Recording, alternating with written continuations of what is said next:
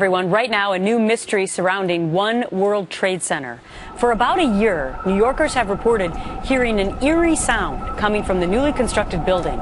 They call it haunting, and it's got a lot of people talking. Rick Leventhal joins us now. So, Rick, you went down there. You did some investigative work. What did you learn?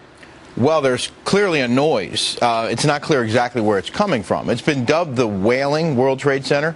If the wind is blowing hard enough from a particular direction, it can create a sound that some are calling eerie, haunting, even moaning. The whistling was first reported by the Tribeca citizen on the day after Thanksgiving. A man who lives a couple blocks from the almost completed One World Trade Tower wrote a local paper and said he first heard the sound during Hurricane Sandy last year and assumed it would be eliminated when the building's framework was finished and the windows installed. Well, then last week in the middle of the night, the neighbor says the tower began whistling again with a slightly different two-toned cry, calling it unmistakable and very chilling. So here it is, and you can judge for yourself.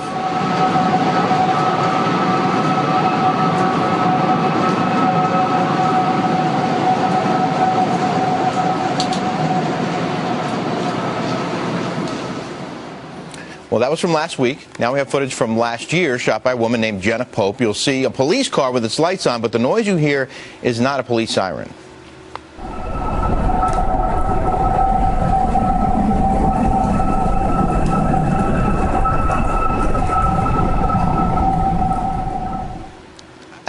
It's pretty cool, right? I mean, well, it's very eerie. It is. And people are, of course, thinking about all the lives lost there, the more than 3,000 people. Is there any connection there? I mean, what are we supposed to make of that?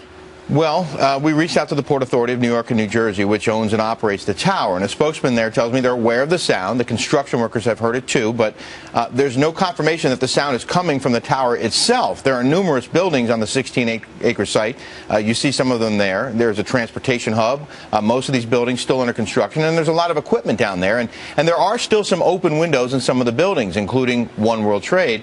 Any of this could be helping to create a wind tunnel effect. The whistle is only heard on very windy days, and the spokesman suggested as construction gets more complete, the whistling will likely fade away. But there is clearly a sound, and it's only heard when it's really windy, and it appears to be coming from One World Trade. Wow, that is so eerie and haunting. Thank you so much for doing that report for us, Rick. Sure.